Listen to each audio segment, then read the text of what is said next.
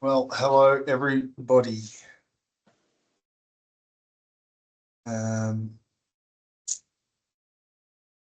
Looks like we've got a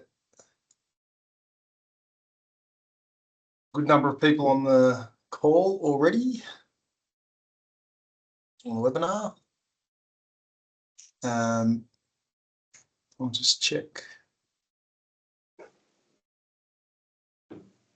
the list. We did have quite a number of respondents, which we're a little bit short of, I think, Nick.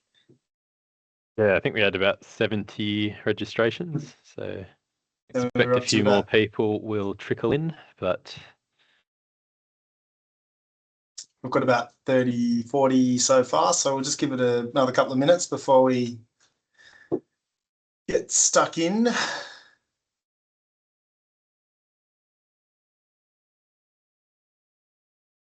can see a few familiar names, or more than a few, which is nice. And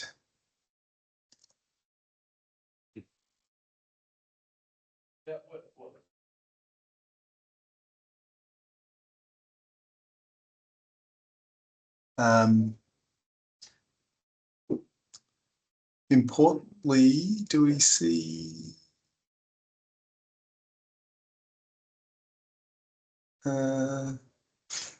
there's Rich.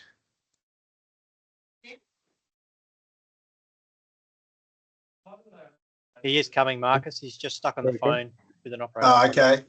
I thought we probably shouldn't start without Rich Payne on the call. No, I've sent him a Teams message. Perhaps we'll go through the sort of housekeeping matters before we get into it then, Marcus. Yeah, cool. Do you want to go through that for us, Nick? Thanks. Sure. So we've got a presentation today for everyone, which will run about 40 to 50 minutes, we hope, and then there's lots of time at the end for Q&A. We do just ask that everyone, if you do have a question as we go through the presentation, there's a Q&A button at the top of the meeting controls that you'll see, where you can create a post and ask a question and vote on other posts. And that way we can just get to those questions that have the most interest first, and then time permitting, we'll open up the floor to any final or additional questions at the end. So that's effectively the structure today. So if you can help us out and leave some questions, that would be great. Yeah, so we should have plenty of time for questions, but if you do think of a question, yeah, as Nick says, please write it down, and we'll go to the written questions first. And I'm sure there'll be plenty of questions, and look, but we may well answer some of those throughout the course of the presentation. So we are up to 53, and I can see Rich. Good morning. Hey, Rich.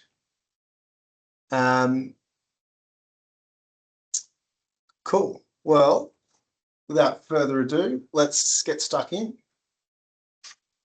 So we're here today to talk about the roll coupling policy and the design and the roll coupling standard that's been developed. Nick, if you want to progress through the slides. Ooh. That didn't look like Thomas. Oh, Thomas. It should be able to. Sorry. That's it. All good. So as Nick said, look, the presentation should go for about 40 to 60 minutes. So we'll go through everything. Please go through the written questions, vote up the questions if you like them, and we'll take further questions time permitting. Thanks, Thomas. So what are we going to talk about today? We are going through the project backgrounds, the policy rationale. So we put a report on the website or Main Roads posted a couple of reports on the website that some of you may have had a chance to look at, which is the policy rationale. So we'll go through that and also the design and performance criteria. And then we'll talk about the next steps and then flow through to Q&A.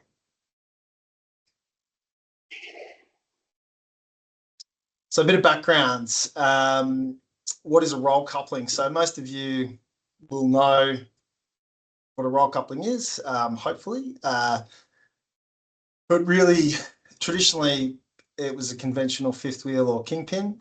So like a B double was the traditional roll coupled vehicle unit. And as opposed to a non-roll coupled vehicle, which would be on a road train, and that's generally a ring feeder or conventional pin coupling. So it really is a mechanism to transmit roll torque between the truck and the trailer, or the trailer and the dolly, or the trailer and the trailer. Trailer and dolly in the case of road trains, or what we're talking about. So there's different flavors of those. There's been gooseneck drawbar types with fifth wheels or ball races, and some hard coupled mechanisms, etc. And there's also been a newer flavour, which is the roll coupled pins, which is essentially just a ring feeder with then some structure built around it to limit the roll and the lash of the coupling. So that's what we're talking about in terms of the roll coupling, and we'll go through as the presentation goes on as to what the benefits of that are and implications in terms of rear trailer rollover. Thanks, Thomas. So the project that Main Roads engaged Tiger Spider to do, and I haven't really introduced myself, but I'm the managing director of Tiger Spider. We're an engineering consulting firm that obviously has a fair bit to do with PBS, both in WA and around the country. So I'm a PBS assessor, but we also advise Main Roads and assist them on, and we're specifically assisting them on this project. And we originally, Main Roads approached us and said, they'd like to develop a roll coupling standard to see if that could be applied to certain vehicle categories that were higher risk, and because of the number of rollovers they were seeing, and also the access requests in certain areas where there was concerns around the stability of those RAV combinations. So we then developed a project plan, which was really to progress in 3 phases. So the first phase was the policy development. So and the second was the design and standards, and that was to put together a prescriptive design, essentially a design that industry could manufacture to, but then also a performance standard which underpinned that, which would talk about the geometry or the geometric specification and the structural or the strength requirements. So we'll talk about that as well. And then through to phase 3, which we haven't embarked upon, which is we're sort of embarking upon now, which is really the industry consultation. So yes, there's been a lot of work done in the background over the past 12 months to get to where we are. And now it's really about rolling that out and talking to industry, and then we'll flow through to prototype, testing, design, manufacture, and then the policy implementation. So if we start with the Main Roads proposal. So Main Roads Heavy Vehicle Services is seeking your input on the draft roll coupling policy and proposed implementation as outlined below. So all trailers used in non-PBS RAV combination configurations built after the 1st of January 2028 will need to be fitted with the prescribed roll coupling. or a prescribed roll coupling. Operators are encouraged to fit the roll coupling to their RAVs regardless of age, particularly those identified as high-risk combinations, and operators involved in multiple rollover events may be directed by main roads to fit the prescribed roll coupling to their fleet within a specified timeframe to retain their WA heavy vehicle accreditation. So that is the draft policy, and obviously we're seeking feedback on that today, or we're introducing the background material today and then getting some feedback through the Q&A, and there'll be further opportunities. So what is this not? It's not goosenecks for all RAV combinations. It's not necessarily roll coupling for every combination. So there is still going to be pathways to have RAV combinations or combinations with conventional pin couplings through PBS, etc.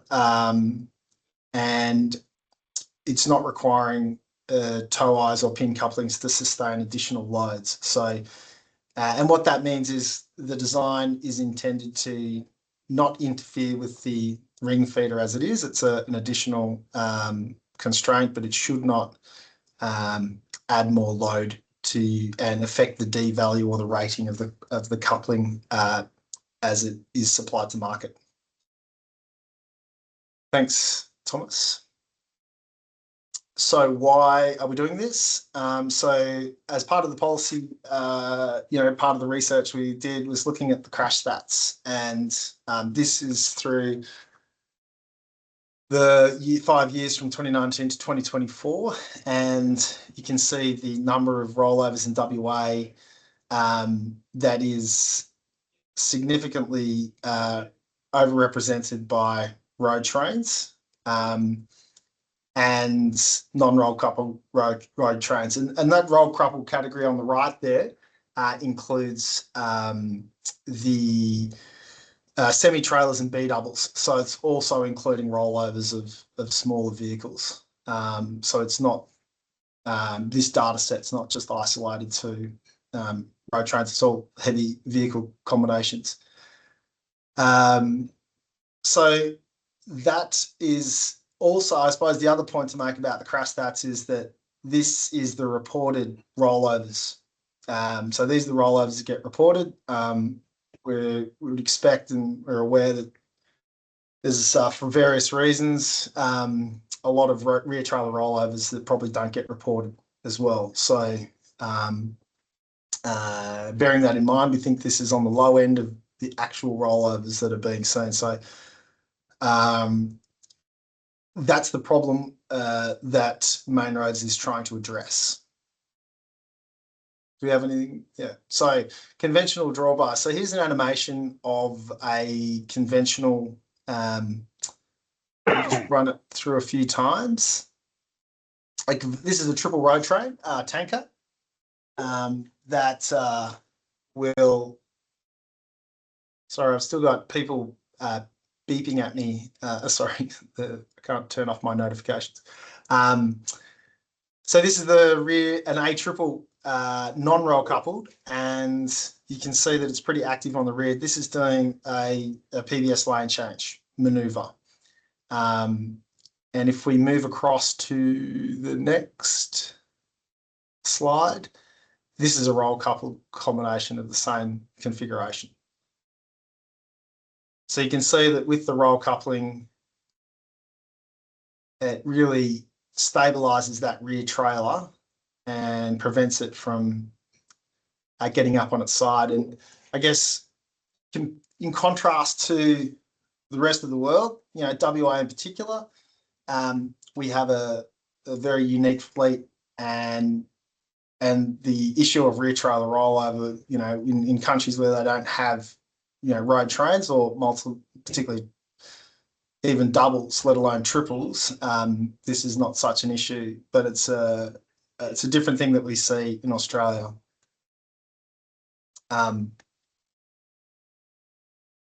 Types of rollover and performance. Okay, so here's some data that we're showing, and I'll try to explain just from a technical perspective what the roll coupling impacts have in terms of the the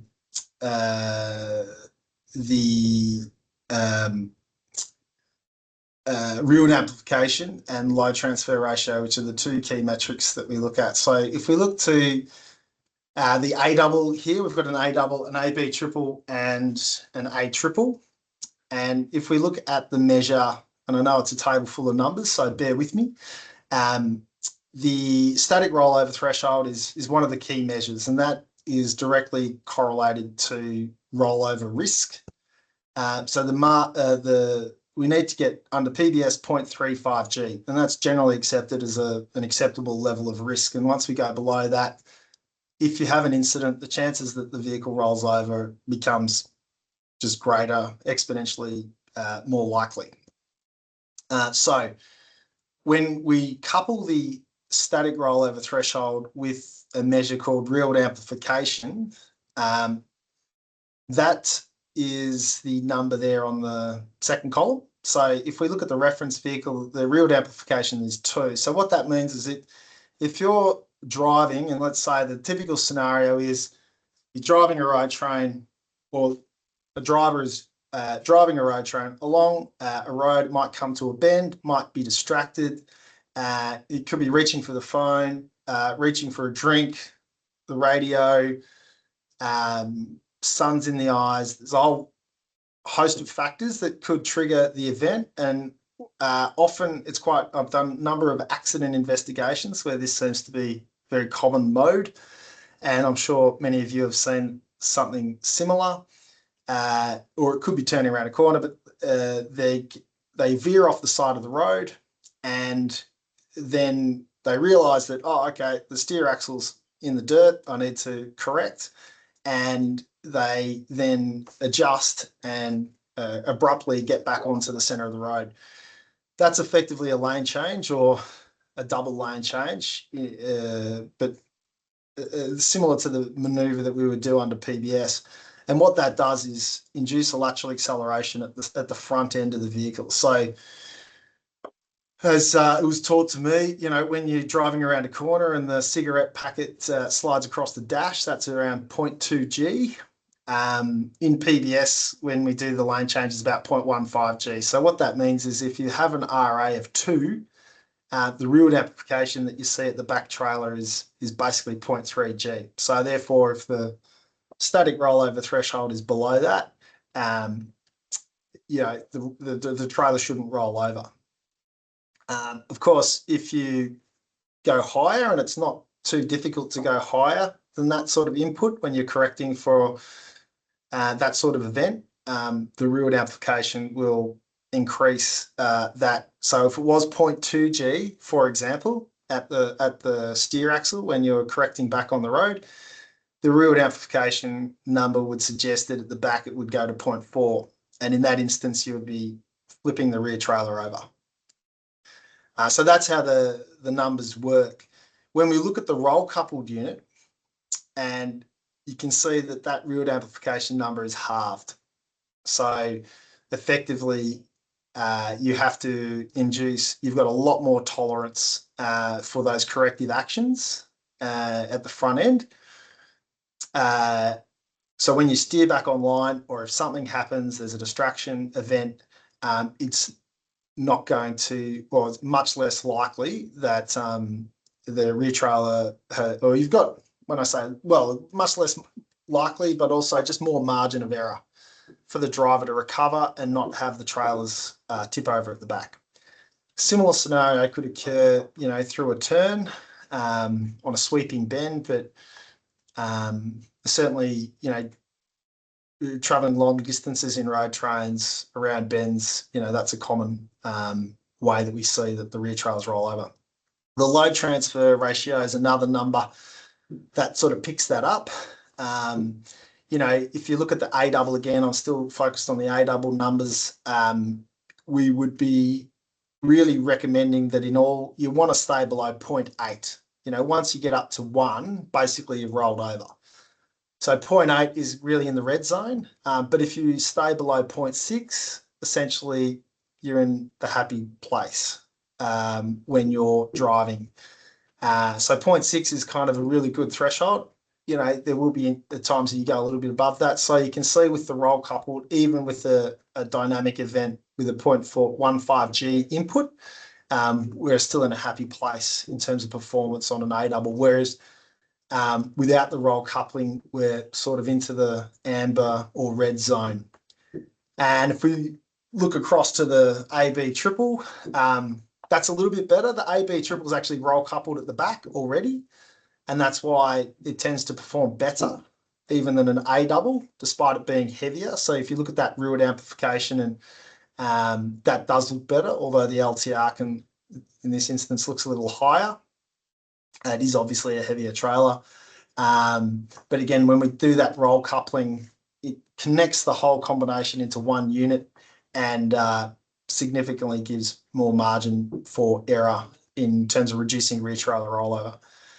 If we look at the triple, which is obviously the higher risk combination, we've got the RA up at 2.7. So you can see, you know, compared to the others, it's significantly higher risk and makes sense.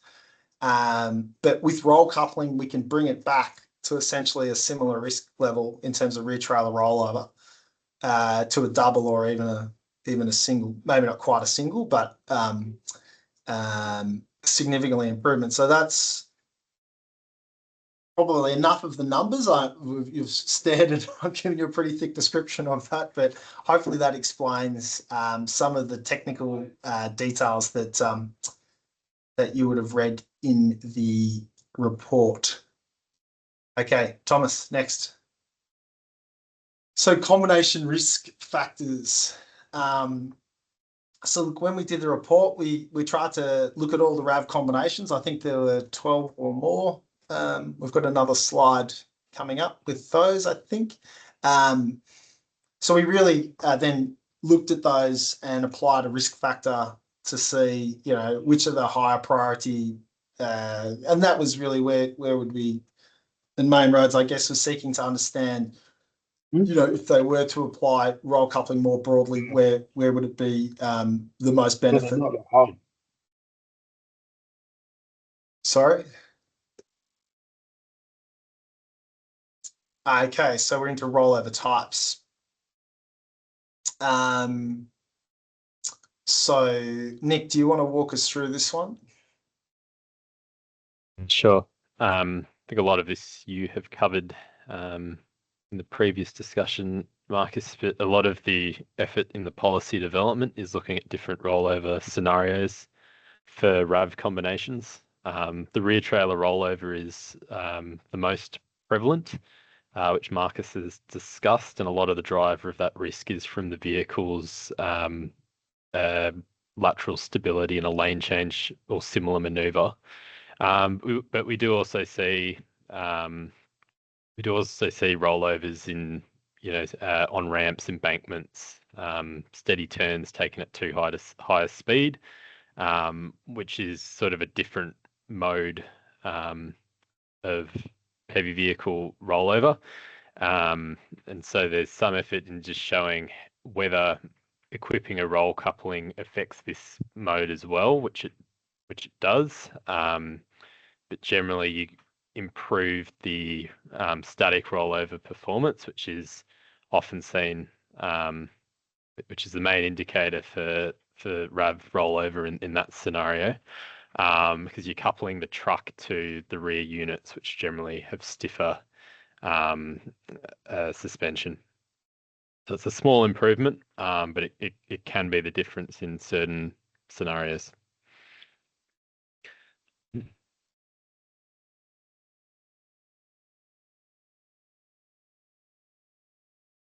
This is sort of showing that in a more visual way.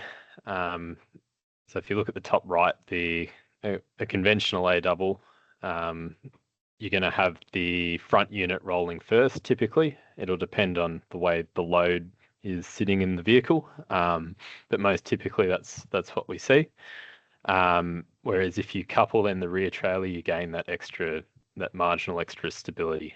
But really, where we're seeing the improvements from roll coupling mechanisms are in lane change or high speed dynamic maneuvers, which you can see there that you gain a great reduction in load transfer ratio, as well as the rearward amplification of that rear trailer. It is worth probably noting that it doesn't necessarily improve the yaw dynamics a great deal, because, you know, as you're tracking along the road, it shouldn't change. It changes it a little bit, but not much. It's really only when you're in, it's like a safety belt, you know, or a seat belt, when you're actually going to have an accident or have a rollover, the roll coupling kicks in. But in terms of tracking down the road and the lateral dynamics, so that's the measures like yaw damping and high-speed transient off-tracking, which is how much it moves to side, essentially. That doesn't change too much. So the roll coupling has a little bit of a benefit there, but not much. To really improve that benefit, which we have to, you know, with PBS, sometimes we've got to really tighten up the lash of the coupling in that roll coupling, so that it's always engaged, essentially. And so there's trade-offs between those. But really what we're trying to protect here is that rear trailer rollover and reduce the load transfer ratio and the rearward amplification, and then a modest improvement in the yaw damping and high-speed transient off-tracking, so that trailer sway dynamics. I'll just add, Marcus, because I see some questions rolling in, that one of the goals is, you know, that this is only something that will engage in a potential rollover event or a near miss event, and not something that will engage otherwise in normal operation. So that's sort of why the lash value is set where it is, or part of why, and that we're not requiring, you know, these things to be hard coupled all the time or roll coupled all the time. Yeah, sure. I haven't sort of picked up on the questions yet, but we'll. That's okay. We'll get to them at the end. Crunch through the presentation, and then we'll get to some questions. Thomas, next slide. Okay. So here, so that's, I guess, phase one, which was really the policy. Why are we doing this? You know, how does it improve vehicle dynamic performance, etc. And now we'll dig into the design considerations of the actual drawbar mechanism itself. So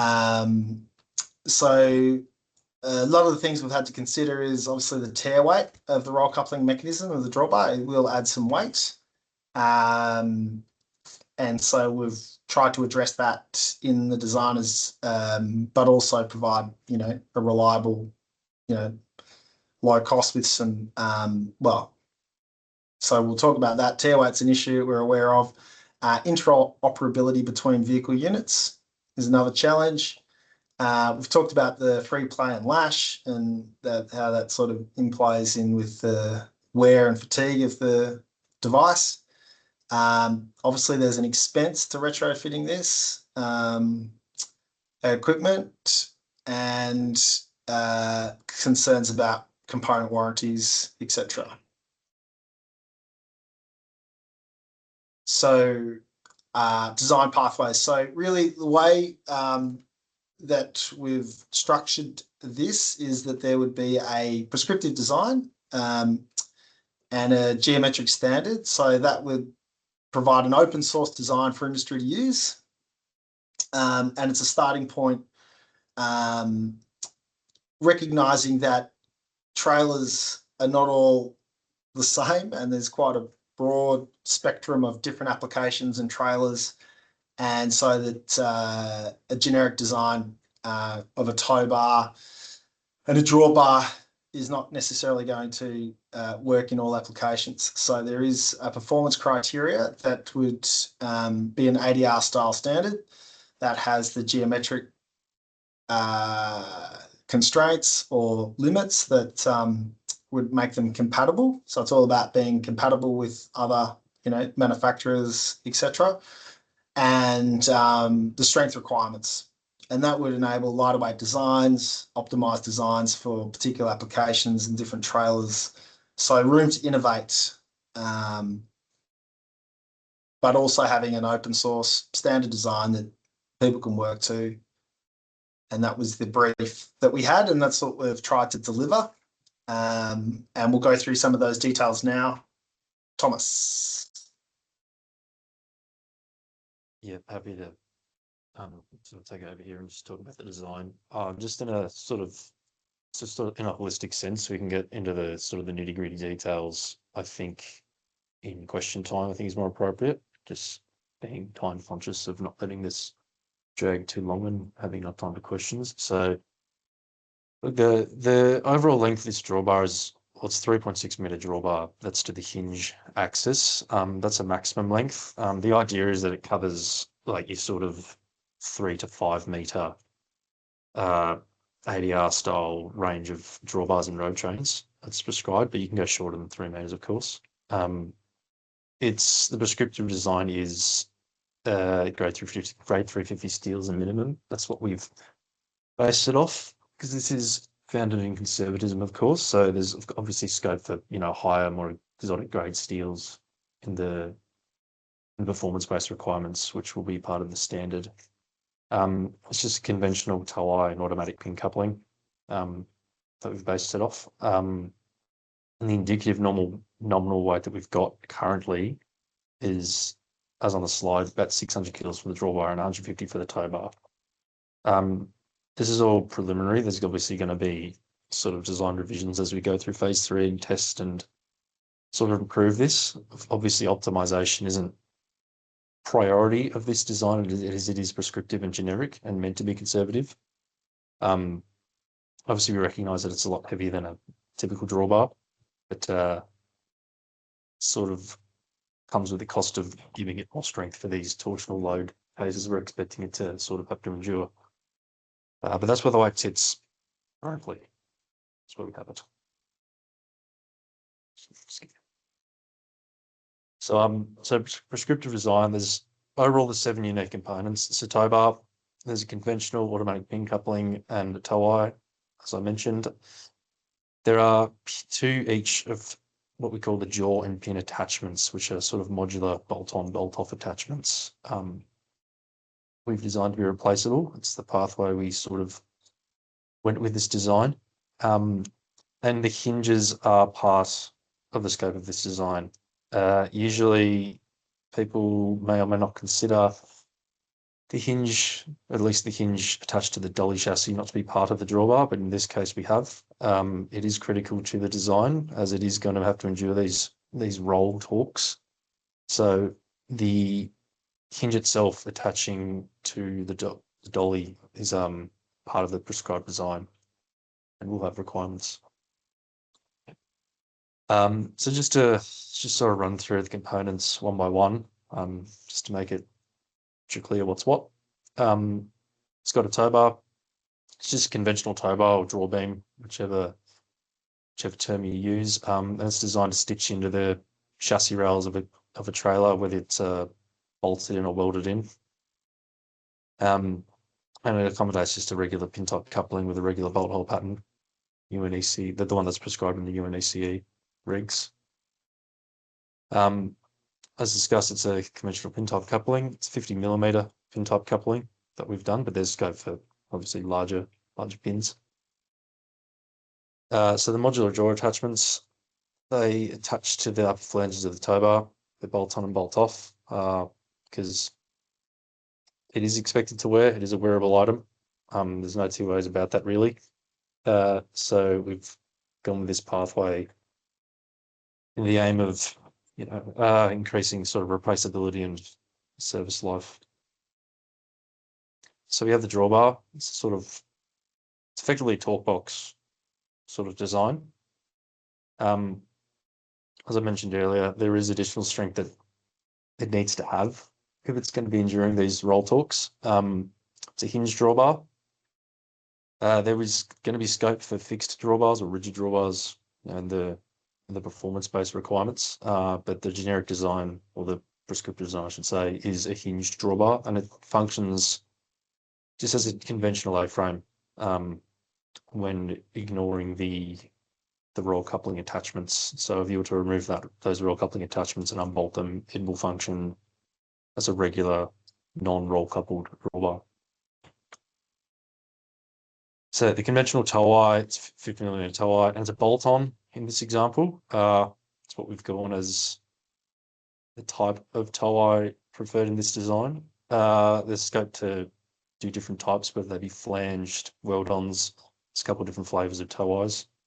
But that's not necessarily a massive factor in the design. Multiple sort of types of tow eyes will be part of the scope. So the modular pin attachments are similar to the jaws. They're just the counterpart to the jaws, and they sort of have clearance within the jaws to provide the required lash. They're 50mm pins. They're solid circular sections. There is scope to weld sort of replacement pins into the attachments, you know, if in the event that they have just worn and the attachment's otherwise undamaged, to save, you know, having to replace the entire part when they were. As I mentioned, the hinge is part of the design, so it's just designed with the additional strength in mind to handle the roll torques, and it's a weld-on sort of hinge, much like other hinges you may find on the market to stitch into the dolly chassis. It suits conventional pivot bush kit you would typically use. The exact tapering of the hinge, the internal tapering of the hinge, if any, is just to be dimensioned to suit the bush kit, provided the bush kit or whatever part you're using to couple the hinges together is appropriately rated. So I'll just get into the performance criteria that we've got. Now this is the sort of criteria that we're applying to this roll coupling design, whether it be generic or performance based. We're basing the minimum 8 degrees of pitch off the UNECE regulation, which is referred by ADR 62 as well. So it does have to allow plus or minus 8 degrees of pitch before roll lash begins to decrease due to the sort of the inner curvature of that jaw. So you get the full lash within that pitch range. I sort of alluded to it earlier, but on the right, that's the maximum amount of lash that's permissible. So it's plus or minus 2 degrees or 4 degrees total lash, whichever way you like to measure it. So it's a maximum requirement that we have. Once you start going beyond that level of lash, you lose you get more articulation between respective units, but you start to lose some of that stability. It was sort of highlighted in the early simulations by Nick and Marcus. So it's a maximum requirement. The strength requirements we've gone with, it's highly based on ADR 62, because the entire system is imparting any sort of additional loads, you know, that the couplings are otherwise designed for. We've got the mechanism needing to meet ADR 62 axial load cases. So that's just the static strength and the fatigue load cases below for a 350 kilonewton D rating. The additional introduced load cases are these purely torsional load cases. Now I'm sure we're going to get lots of questions about these, and we'll address them. But the static roll moment is 135 kilonewton meters. Now, I know that a lot of fifth wheels are tested to 112. But in AS 4968, for a 190 kilonewton D value fifth wheel, without going into too much detail, the overturning moment is, I think it's 132, 133. The design to. We've designed above that for now, in the interest of conventional couplings still being the mode of failure. Well, not the mode of failure, but we're intending to design it to be at least equal to or better than the roll stiffness of conventional roll couplings. Of course, we're going to ask for everyone's feedback on that. Your thoughts?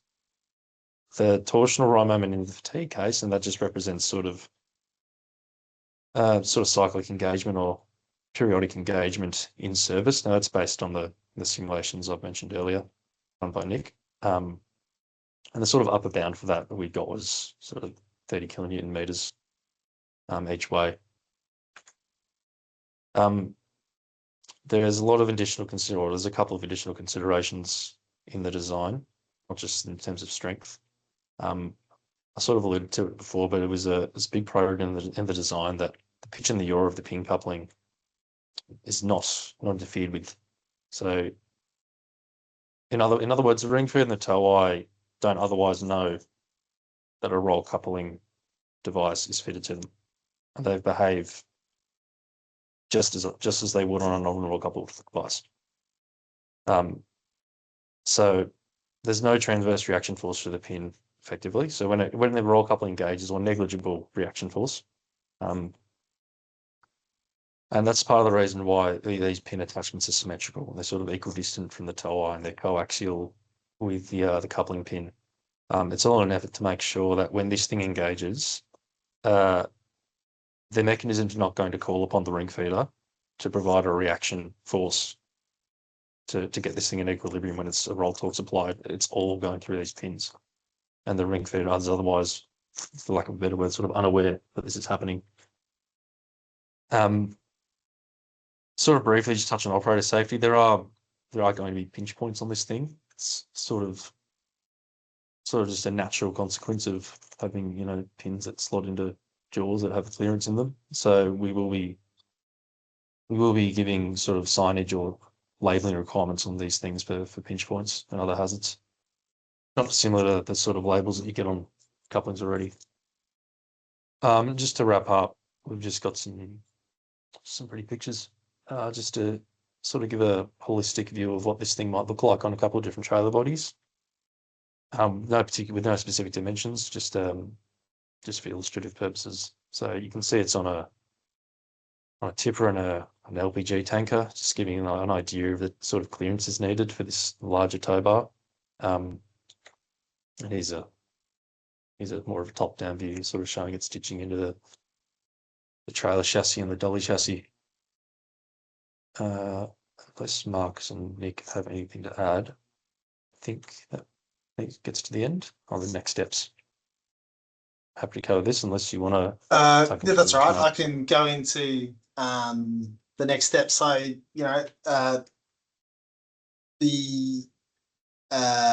we're going through a consultation phase, obviously now, with this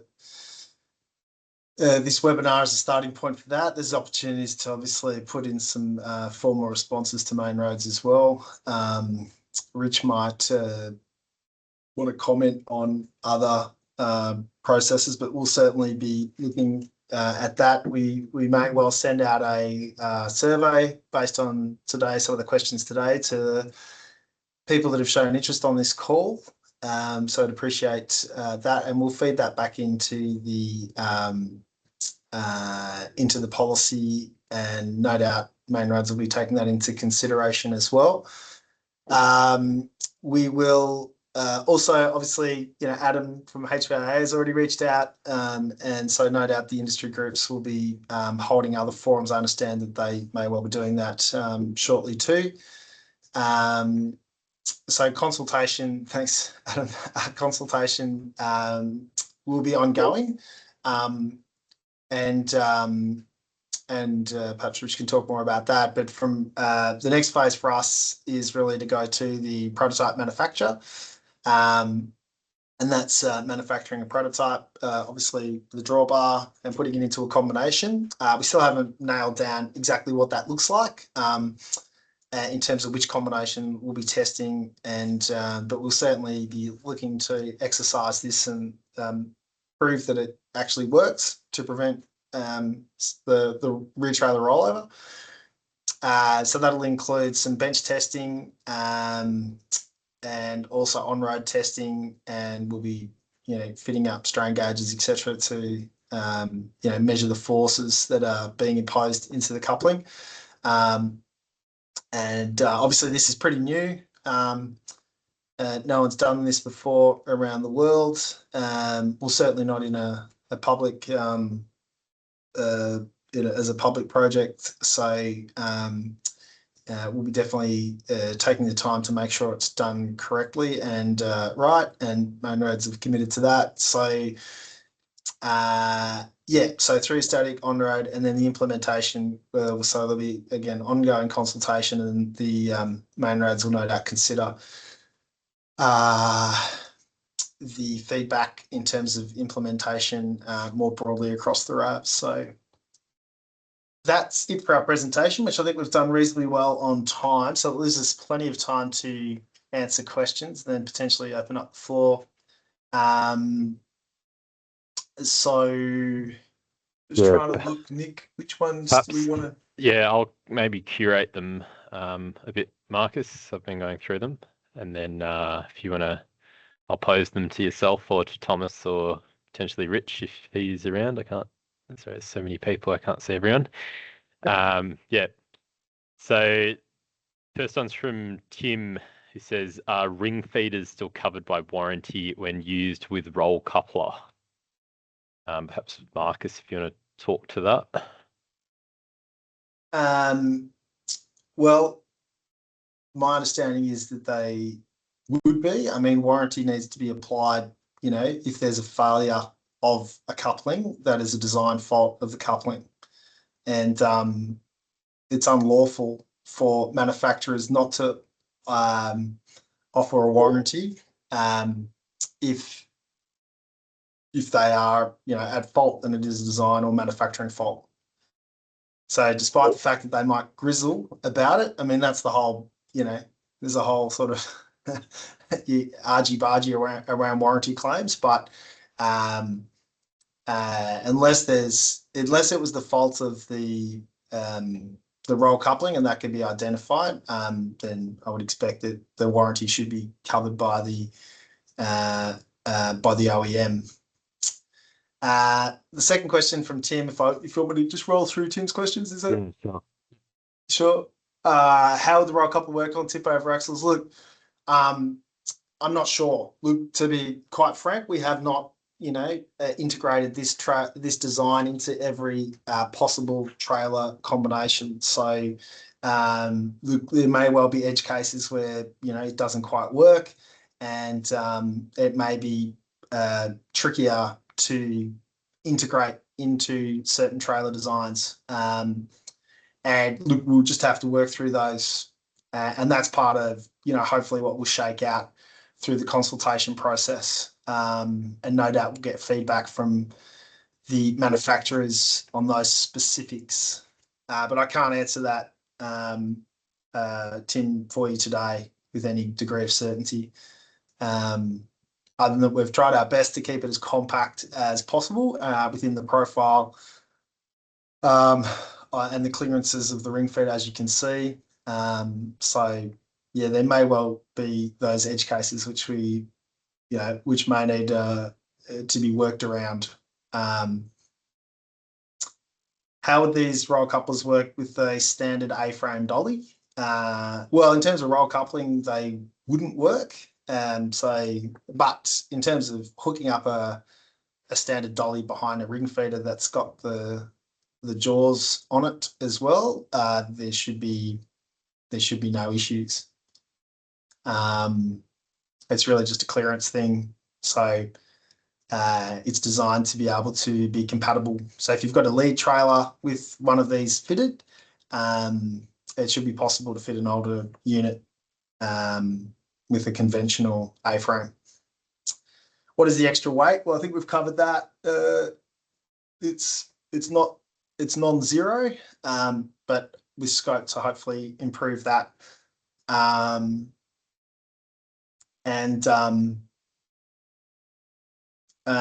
not, and yeah, so that's just something we have to work through, the implications of that, and maybe Rich can talk about that more. What is the rate of yellow stickers given to combinations with roll couplers? Talking to drivers, it would appear to be quite a lot. Honestly, I can't answer that. Rich, do you have any comments on that? Or anyone from Main Roads? We'd probably have some stats. We'd have to sort of get that together, have a look. Yeah, so and lastly, a ring feeder is designed to provide a rotational point in the combinations to minimise wear in turntable jaws and pins when traveling over undulating ground, why would you remove this? When it is common knowledge that PBS units with floating drawbars on the turntables wear out kingpins and jaws every 3 to 6 weeks.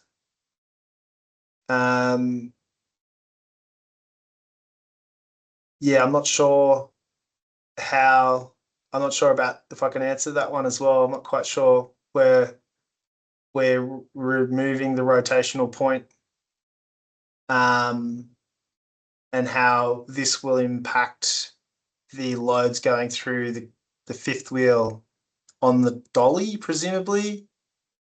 It's still a hinged drawbar. It's not a rigid drawbar. So, and it's not a gooseneck, so it's not got so I'm not aware of turntable jaws and pins getting replaced every 3 to 6 weeks. Hey, Marcus, if you don't mind me jumping in, Callum here from Freighter. Yeah. Yeah, I believe he's referring to when you do the dollies and you do like a little mini skid plate at the front of the drawbar with a kingpin and it goes to a fifth wheel. I've seen it on tanker setups before. And essentially there's not enough vertical weight from the drawbar to stop the pin jumping around, and it chews out the jaws pretty quickly. Yep, understand, but that's not this. Yeah, that's not this. It's off on a tangent. So Yeah. There's definitely an issue with there has been, because the fifth wheels are designed to have the vertical load on them, and that's how the roll coupling sort of works. And if they haven't got that, like on some of the designs, they do rattle around and flog out pretty quick. So if that's what you're referring to, it shouldn't be an issue with this particular design. And I've got to go see more. Further to this, a roll coupling will now take the entire combination, including cab of vehicle, which causes severe injuries to driver instead of just a trailer rolling over. That is a good point. And it is a valid concern. I think, and certainly for shorter combination vehicles, ring feeders in Europe are designed to actually twist over. So they're designed not to transmit roll torque for that very reason. The rationale being that you want to roll over the trailer and not injure the driver. I think if we compare that to a semi-trailer and B double, which if they did roll over, they would also roll over the cab. So it's no different to that. And the vast majority of rollover incidents occur are rear trailer rollovers that we're trying to protect. And so we have done some analysis. I think Adam point on this, and we've done most of the analysis we've done has been around specific incidents. We've had to do accident reconstructions. So we have looked at it, and that was my concern in terms of roll coupling. In that we've rolled over one or two trailers, and would it have then put the driver at risk? And there are going to be cases where that may well be true, but I think it's a minority of cases. Most of the time it would be, the trucks stay up at the front, and this would save the rear trailer rather than rolling over the front one or two units. And we've done work that sort of indicated that. Certainly some modelling work that we've done. So it's, I guess the other point would be is that the rear trailer rollover, if there is that puts the driver rolling over, which definitely we don't want drivers to be hurt in any way. But the risk of a fatality there, versus say a trailer coming off at the rear and colliding into another road user, which has happened, or come very close to happening, is far, far greater. That they're going to be so on balance, yes, there's a risk there for that, but as overall, I think the case is reasonably strong that there would be a net benefit and not just by a small margin, by a long way. I think the risks to drivers is far lower than the risks against other road users and to the rear trailers coming over. So that was my answer to that. And I think maybe perhaps we'll move on to the Bruno's- next one. Yeah, Bruno's question, Marcus, which may be better directed at Rich, but any dispensations for existing trailers that cannot physically retrofit these? For example, recessed tow couplings where space is very limited. Look, I suppose the important point here is the coupling that's been presented today is just an option. Like we've coming up with a design that people can just pick up and retrofit, or manufacturers can just pick up and fit to new trailers. It's not the only coupling that can be used. So manufacturers have their own couplings, or need to design a different coupling to fit a specific purpose. Then that's also acceptable, provided it meets those performance standards.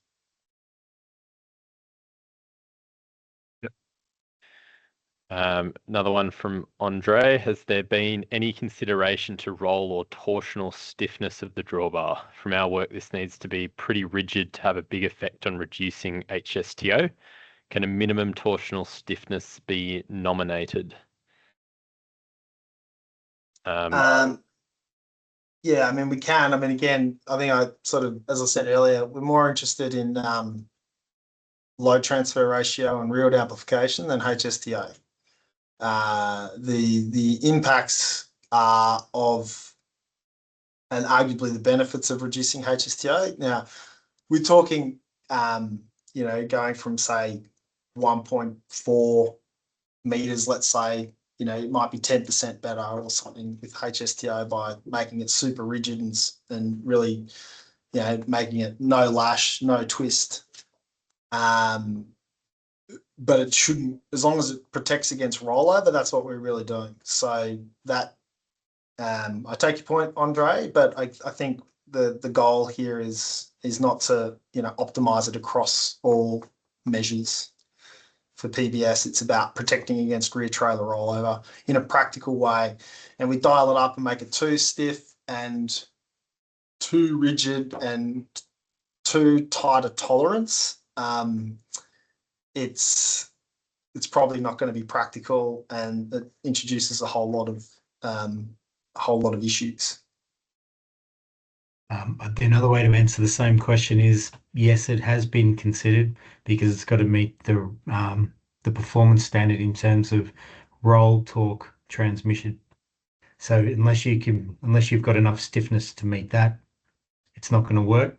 And we're still looking at the design meeting all the structural requirements for a suitable operational life. So that's all sort of taken into account without specifying a roll torsional stiffness requirement for the drawbar itself, because potentially different designs may require different stiffnesses in order to meet the performance criteria. Thomas, did you want to say anything about that? Yeah, I mean, look, I'm not sure. I mean, in terms of torsional stiffness, we've based it off a static strength load case and fatigue strength. Basically, they're strength-based load cases, and it's designed to sort of match up and sort of emulate what's in ADRs, like ADR 62. It's much more testable to meet compliance as well. If, say, you're trying to meet a performance-based standard, you would do a static load case, and if that meets the strength requirement. Otherwise, if you're going to specify torsional stiffness as well, you've also got to check that it meets a strength requirement as well. So ultimately, we landed on giving it a static strength requirement, and whatever torsional stiffness we require, each individual design requires to meet that static strength requirement is going to be what it is. It's just a sort of case of which criteria do you go with? What's the driving performance metric? And for us, it was the static strength. Yeah, I guess to that point, I mean, if we test the stiffness as well, that's just another complexity. You know, we have to measure the amount of degree of twist and deflection essentially under that static load case. So it's not, look, we have considered it, Andre, is the short answer. We can, you know, talk about it more as to how much benefit there would be to stiffen up the drawbar further. I think that'll come out in the physical testing phase. Yeah, Nick? thanks for that. It's just, yeah, from experience, it does actually make more than a 10% difference in HSTO. But yeah, I take your point that you're designing more for SRT rather than HSTO. Yeah, look, it's a good. We don't want this thing to twist around like a piece of licorice. And That's right. Yeah. I'm not just worried that some manufacturers will just pass the static strength standard, but then it's like spaghetti. Yeah, no, 100%. It's got to be effective.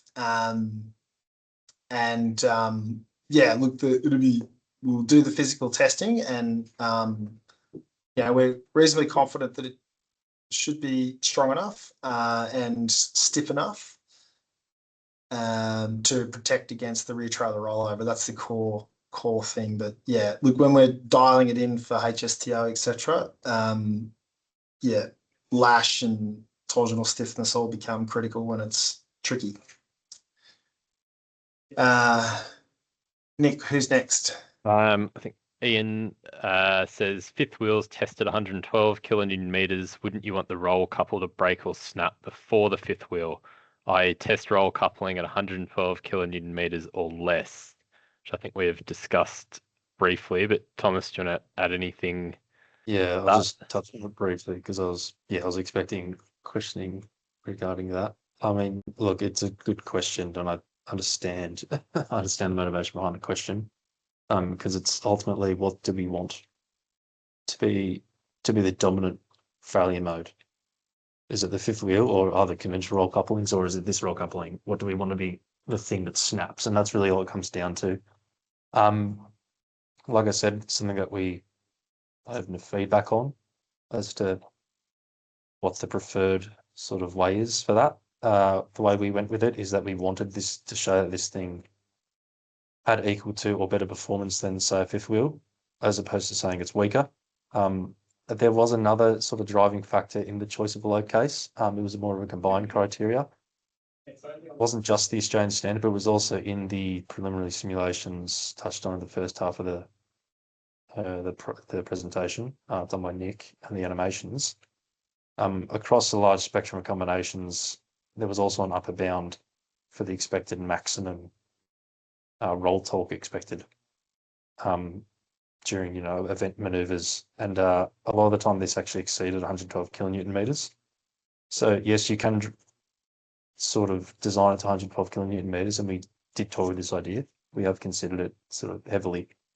But ultimately we're expecting, in cases, at least from the preliminary study, roll torques bigger than that. So we run the risk of, do we want this, or not run the risk, but we have the sort of conundrum of, do we want this strong enough to withstand all these torques, but then end up forcing other couplings to snap instead, when they may snap anyway, in an extreme event like that anyway. Or do we want it to be potentially weaker and potentially flog out really quickly and be replacing it just perpetually because it breaks all the time? And if it breaks, will it save the combination anyway? Just give you a rear trailer rollover regardless.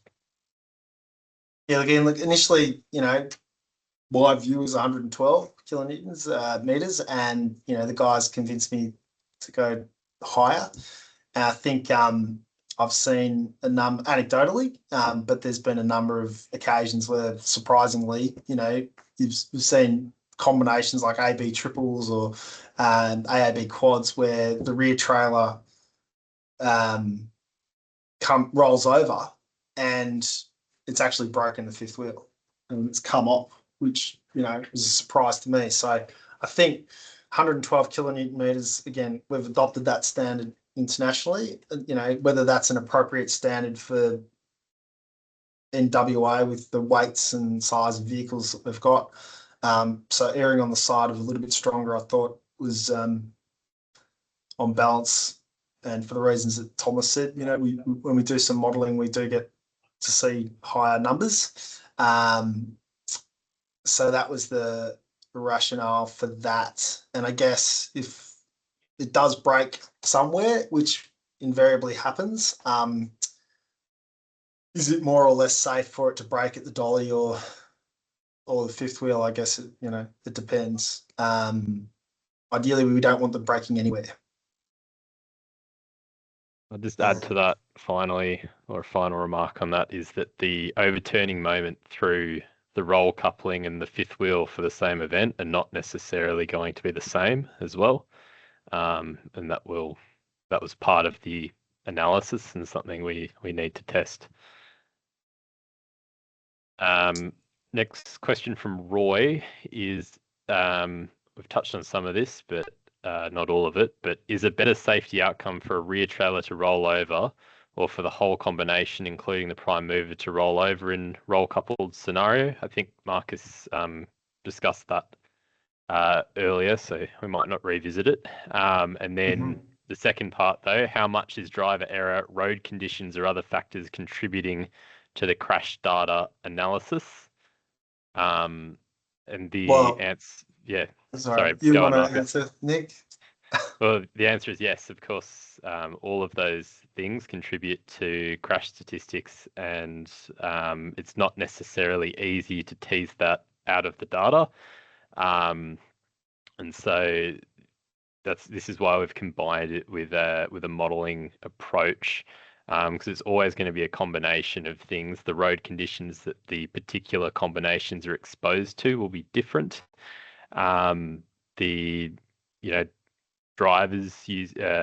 Driver error is obviously a factor.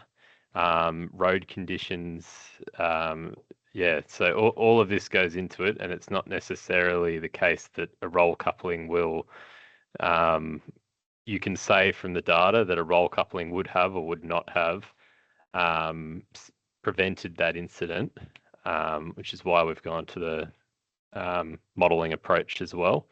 But yeah, I mean, my answer would be that, Roy, not all, but, you know, significant, there's always some, you know, driver error and road conditions are certainly, you know, are probably a key part of any. I mean, if we had no driver errors and the roads were perfect, then we'd probably have no crashes, and there'd be no rear trailer rollovers, or very, very, very few. So again, yes, this gives the, I guess, more margin of error. So when the drivers do drift off the road or do approach a corner too quickly, and the road conditions aren't optimal, you know, so, you know, is it the driver's fault when they drift off the road? You know, things happen. It's not a job that I envy. You know, it's not an easy thing to be doing, and particularly long hours. So, you know, things happen. And then if the road conditions are such where there's very narrow shoulders and you've got, you know, a big fall away, an embankment, you know, the risks are much higher as well. Does this solve those problems? Absolutely not, but does it improve the margin of error? Yes, is our expectation. So I don't know if that answers your question, but satisfactorily. But next one from Callum. Will the PowerPoint be available after the presentation? Yes, we are happy to make it available. If Rich is happy to put it on the website, that's probably the best way. And it's being recorded as well. So yes and yes. Adam, has enough work been done to establish the safety case that underpins this policy proposal? I think the analysis would benefit from quantification of the exact number of the approximately 400 crashes. There was 400 rollovers over the 2019 to 2024 period where roll coupling would have prevented the crash. I think I've touched on this briefly, but it's difficult from the data sets that we had available to do any specific causal analysis for each data point. So the best comparison that we could make is to roll coupled combinations such as B doubles, B triples. And that's sort of what's informed the analysis, but certainly more work can be done and should be done. Yeah, look, we've done, I mean, the way to do that, Adam, it's quite a big study. I mean, I know they did a sort of study like that in the US when they introduced electronic stability control. And they looked at specific, cases. I think it was, not all rollovers in the US. I think they looked at a subset, a few hundred. And, basically looked and did a reconstruction effectively of the entire incident where they had that data available. We don't have that data available for main roads. I mean, I certainly have been involved in a number of crash investigations where we've modelled the, reconstructed the incident and, often to see whether, roll coupling would have prevented it. And there's certainly some, and one that's top of mind where it definitely did prevent the rear trailer rollover, and there's probably been a number where it has as well, and there's possibly been some where it may not have made a difference.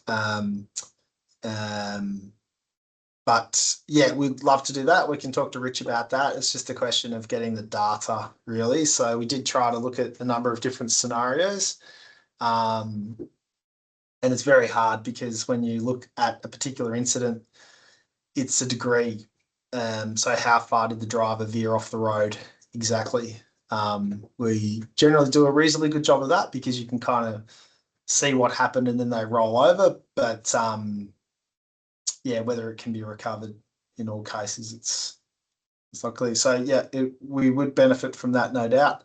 I still think it's a significant number that would be prevented with rear trailer rollover, because again, there's a lot that are unreported, and the truck doesn't go over.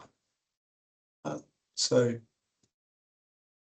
I guess if you don't mind me jumping in, that kind of ties back to the point that's been made a few times of, is it better for the truck to stay upright? And at the moment, we've got 400 rollovers and 400 lost loads and however many trailers that is. But, if we implement this policy, are we going to be sitting here in 5 years' time saying, geez, instead of losing 400 loads, we've lost, a couple hundred drivers because the truck's getting thrown over and they're getting injured? That's where it's got to be that balance of, are we preventing a rollover or are we just dragging the truck over too? And we need to know what that metric is. Yeah, understood. As I said, I don't, the number that I've looked at, it wouldn't have dragged the truck over, I think, in the main. We don't have data to really drill into that. But I guess we can certainly take it on notice and put some more thought into it. Again, semi-trailers and B-doubles who do roll over from time to time, and it's really no different to that scenario. Yeah, absolutely. Yeah, no, not trying to rain on your parade. I'm just saying, that's something for Richard and his team to do. They have the data, or I presume they get the data. So yeah, I'd agree. Look, like Marcus said as well, though, there's B doubles, B triples. We've had PBS combinations that have been roll coupled since 2015, and to my knowledge, we've had one entire combination go over. Yeah, I'm not sure of any fatalities as well. And again, I reiterate, we do not want to see injured truck drivers, but we also don't want to see injured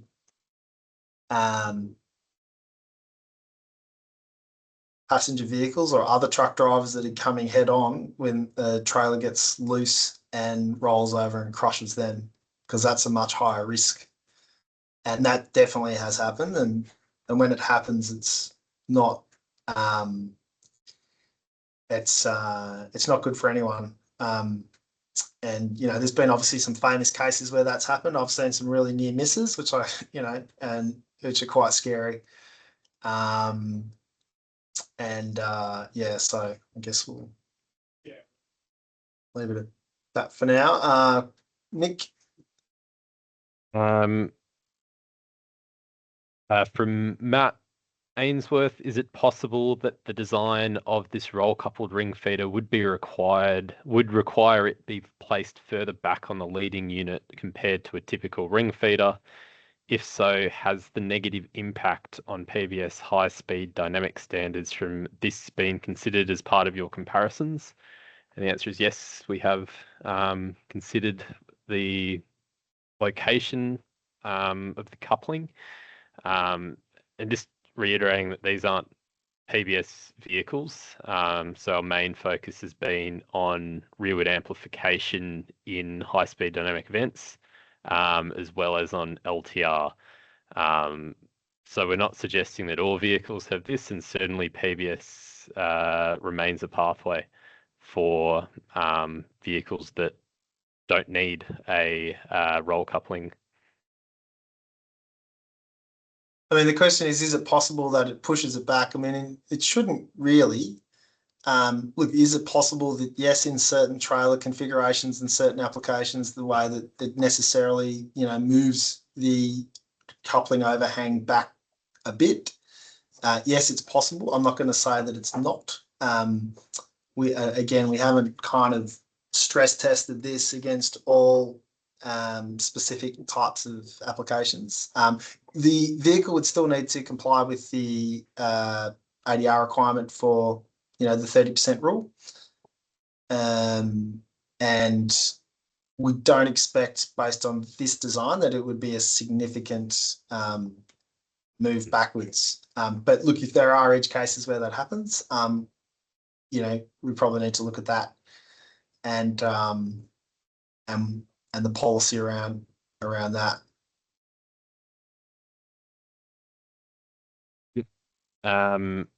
Another one from Adam, a question for MRWA rather than us. Is there a cost-benefit analysis or a preliminary impact assessment, an IIS?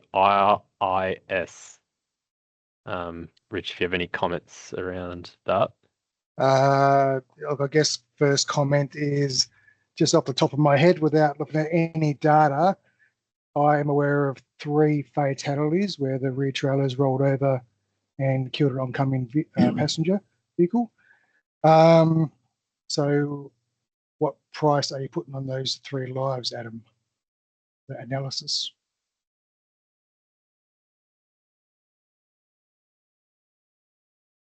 Hang I'm on. not obliged to answer. That's not okay. The flip side of that argument is, what price do you put on the 3 drivers if you drag them over? This has to be a holistic consideration, Richard. You can't just ignore this.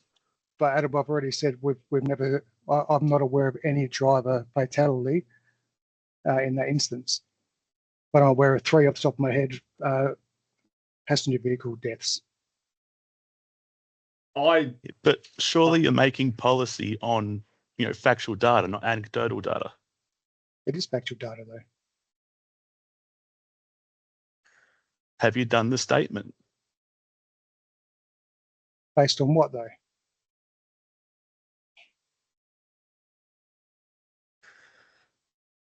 I might jump in there. I think my initial question about quantifying the impact on safety as a result of this policy change leads into this question a little bit, because I don't believe you can really do one without doing the other, in that it's not possible to do a cost-benefit analysis unless you actually know what the impact on the crash outcomes are going to be.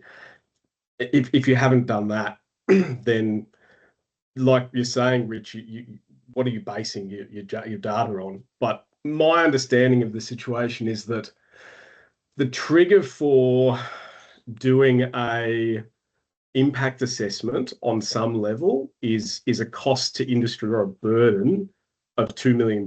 And I think with what we're talking about here, we absolutely meet that threshold.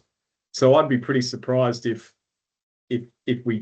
what we're talking about doesn't dictate that we do a PIA that would then lead to a RIS. But in doing all of those, we have to first really understand what we're proposing this situation is going to fix.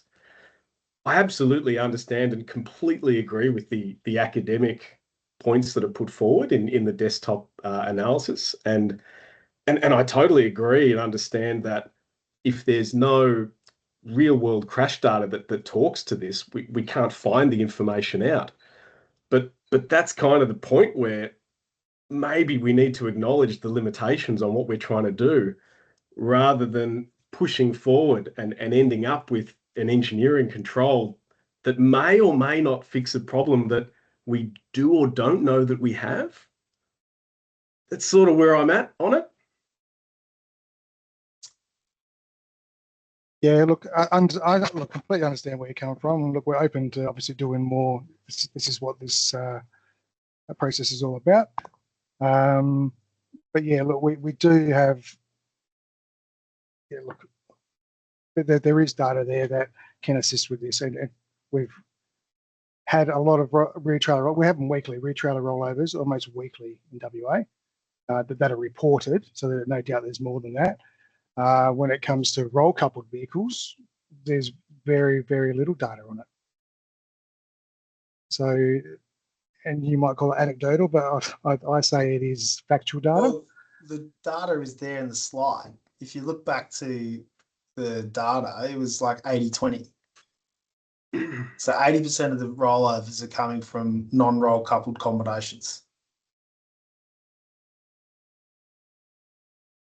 And with all the roll coupled combinations that currently exist, like I say, it's been in PBS since 2015, but how many entire combinations have gone over?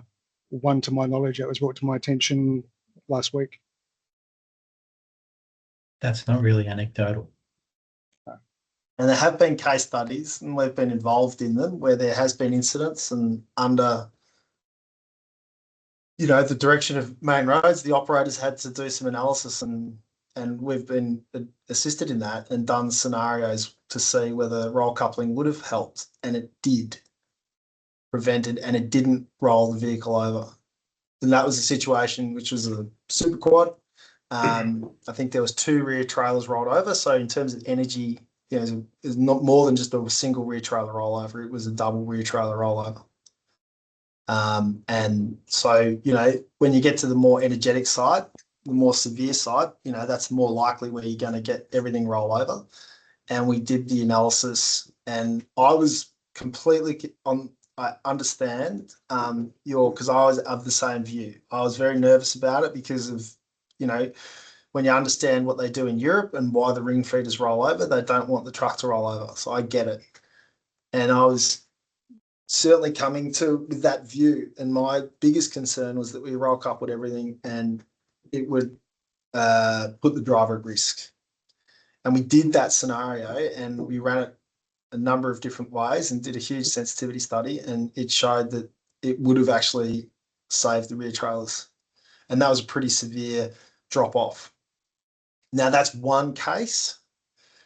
We'd love to do that for every rollover, and I'm happy to put my hand up to do it. We're happy to do it for you, Rich, but you know, it's just not practical, unfortunately, to go through and do that. But we've done that certainly in a few scenarios, and roll coupling has in pretty much all cases protected it. There was one incident, and got to be careful about what I say because I'm under, you know, confidentiality, etc. But there were some severe trailer incidents where the trailer's broken away and slid down the road. It was very close to killing or colliding with an oncoming truck.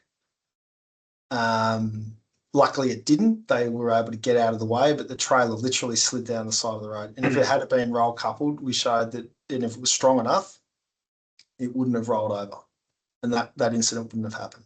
So there are 2 examples, and I could probably pull out a few other where we've done. I can't disclose those; they're not public information. But I can talk about them in general terms. So I take the point, and I take the point on the RIS, which I think is a separate issue. I think there's definitely has to be considered the costs around, rolling this out, because it's non-zero cost. There has to be consideration rich around the weight impact on industry. And again, I'm not here to do, we're here as advisors to Main Roads, and, I see both sides. But we don't want to keep doing the same thing and expecting different results. And there are rollovers. So I'm pleased to stand behind it and be, part of the solution to try and improve it. But again, we definitely need to take all of these points into consideration, and it's not a fait accompli. And we need to work through the detail. Okay, I'm happy to leave it there.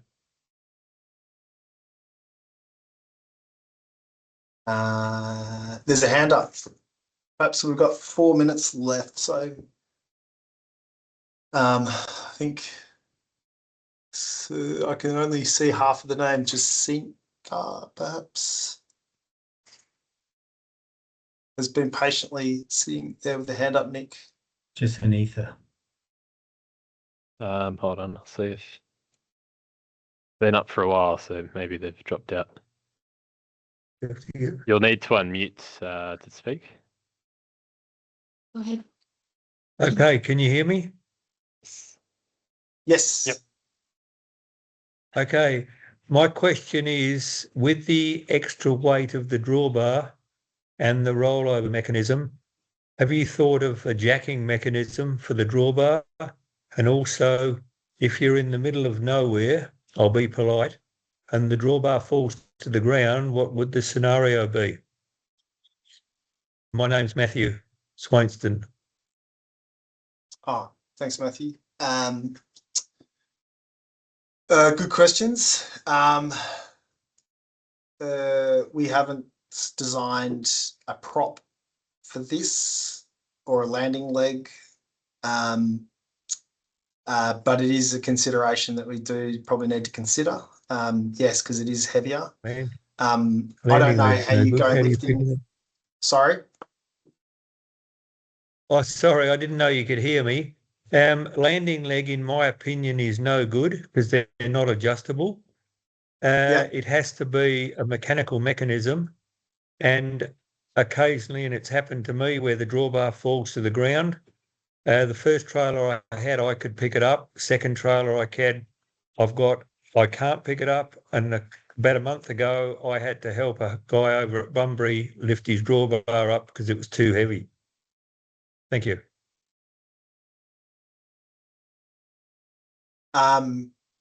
This will definitely be more than a two-person lift.